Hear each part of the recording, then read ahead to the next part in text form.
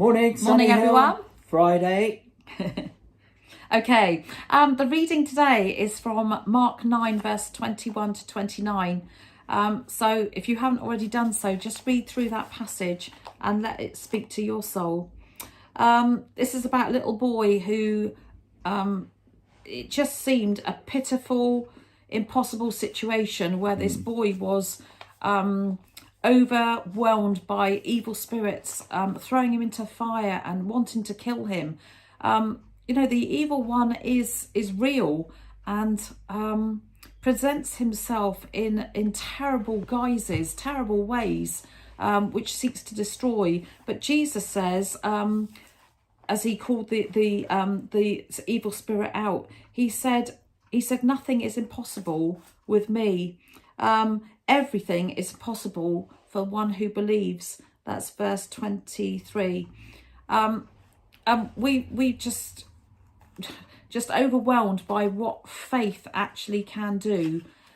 It requires perseverance, but we have authority in Jesus' name. In Jesus' name, we use that to overthrow certain situations that seem impossible. In Jesus' name, we call out to him and he hears us, he steps in, he delivers in ways that we just can't imagine or think about, because nothing is impossible for him.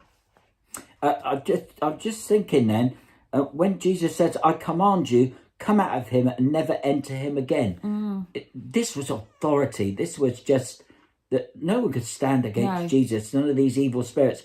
And that's the authority that we've got with our faith in the Lord Jesus. We've been given authority. We don't need to be timid about things. No. That if we see a problem like this boy, we've got the authority to command evil spirits to go away. Command them to go away. I always remember we came into church one day and Anthony was out in the little quadrangle sweeping up because it was a bit untidy. But he kept shouting out. He kept going, "Get out of here! Get out of here!" He told all the demons and all the evil spirits to get out because we were using it to worship God. And he was using the authority of Jesus. We've been given that authority. We don't need to be timid. No. We need to be bold. Yeah. And just put our faith into action. Especially in this situation, in these situations. How we've got to just command these evil spirits to go. Command the mountain to move. Absolutely. Because we've got Jesus' authority. That is putting our faith in action. Real putting it in action. Yeah. And we've been under attack in our family. And I'm sure, there's attacks all the way through different families, especially those that are seeking God's will and becoming closer to him. The evil one can really come and attack. And we've had to pray in Jesus' name to deliver us from the evil one. Evil one, get out of here, because you have no place in our family. You have no place coming in here and destroying things that were once reverent and sacred to his name.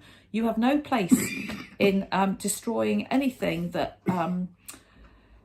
just seeks to undermine God's will and God's heart.